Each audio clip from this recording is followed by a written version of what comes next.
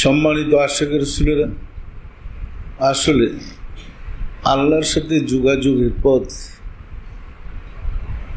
কালবি বিদ্যা বা মুরাকাবা ব্যতীত কোনো মানুষ আল্লাহকে পাওয়ার কোনো সুযোগ নেই। অতীতে যত নবী রাসূল এসেছিলেন, সকল নবী সকল রাসূল মুরাকাবা করেই তার প্রভুকে খুঁজে বের করেছে এবং আল্লাহর সাথে যোগাযোগ করেছে। মুরাকাবার বিকল্প কোনো পথ নেই আল্লাহকে পাওয়ার।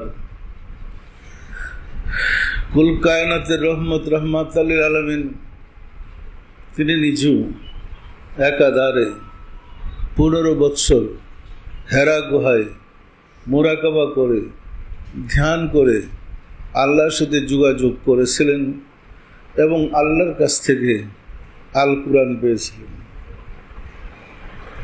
আমরা যদি গভীরভাবে মুরাকাবা করি তাহলে আমাদের পক্ষেও আল্লাহকে পাওয়া সহজ।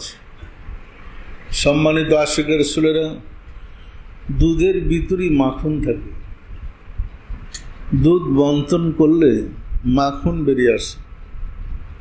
মনের মন দুধ যদি পানিতে, পুকুরের পানিতে ঢেলে দেন, দুধ পানির সাথে মিশে একাকার হয়ে যাবে, দুধের কোনো অস্তিত্ব খুঁজে পাওয়া যাবে না। এই দুধকে মন্থন করে যদি 1 ছটাক মাখন বের করেন আর এই মাখন পুকুরের মধ্যে ছেড়ে দেন, নদীতে ছেড়ে দেন, কোনোদিন এই মাখনকে পানিতে মিশাইতে পারবে না। পারবে? আমাদের সকল মানুষের ভিতরেই আল্লাহ আছে। যেমন দুধের ভিতরে মাখন আছে, সকল মানুষের ভিতরে আল্লাহ লুকিয়ে আছে। তাই তো আল্লাহ বলেন, ওয়াফি আনফুসিকুম আফালা তুবসিরুন, তোমার ভিতরে আমি বিরাজ করি, তুমি কি আমাকে দেখো না? ওয়াহুয়া মাকুম আইনামা কুনতুম, তুমি যেখানে আমি মওলা সেখানে। নাহনু আকরাবু ইলাইহি মিন হাবলিল ওয়ারিদ, আল্লাহ বলেন আমি তোমাদের শাহরগের চেয়ে নিকটে। আল্লাহ বলে আমি মানুষের ভিতরে, মানুষ তালাশ করে আল্লাহকে 7 আসমানের উপরে। কোনোদিন খুঁজে পাওয়া কি সম্ভব হবে? আল্লাহ যেখানে সেখানে খুঁজেন। পৃথিবীতে যত নবী রাসূল এসেছে এবং যারাই আল্লাহকে পেয়েছে নিজের ভিতরে খুঁজে পেয়েছে, বাহিরে কোথাও আল্লাহকে খুঁজে পায় নাই। আমাদের ভিতরে আল্লাহ আছে, আমরা কি বিশ্বাস করতে পারি? পারি? দুধের ভিতরে মাখন আছে, বিশ্বাস করতে পারি?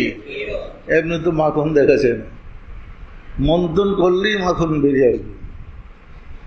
আপনি যদি আপনার কর্মর দ্বারা, আমলের দ্বারা নিজেকে গবেষণা করে মন্থন করেন, ভিতর থেকে আল্লাহই বেরিয়ে আসবে।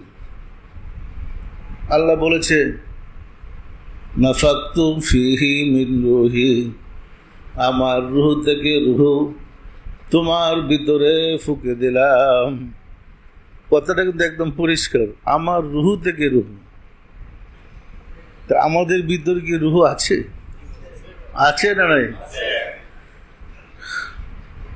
আল্লাহ বলেন আমার রূহ থেকে রূহ তোমার ভিতরে ফুঁকে দিলাম।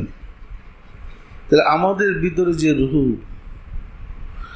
আমরা যদি আমাদের কর্মের দ্বারা, মুরাকাবার দ্বারা, সাধনার দ্বারা রূহের সাথে যোগাযোগ করতে পারি, আল্লাহর সাথে যোগাযোগ হয়েই যাবে। কারণ রূহ তো আল্লাহর কাছ থেকে আগত, সে তো আল্লাহর সব ঠিকানা জানে।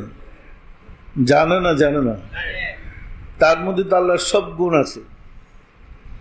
আমরা যদি রূহের সাথে সম্পর্ক করতে পারি তাহলে তো আল্লাহর সাথে সম্পর্ক তৈরি হয়ে যাবে।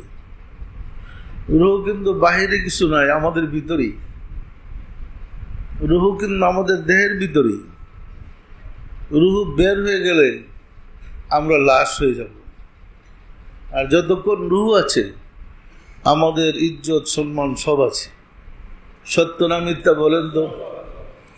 দেহের ভিতরেই রুহু, দেহ এবং রুহু মন্থন করতে করতেই মাখন বেরিয়ে আসবে।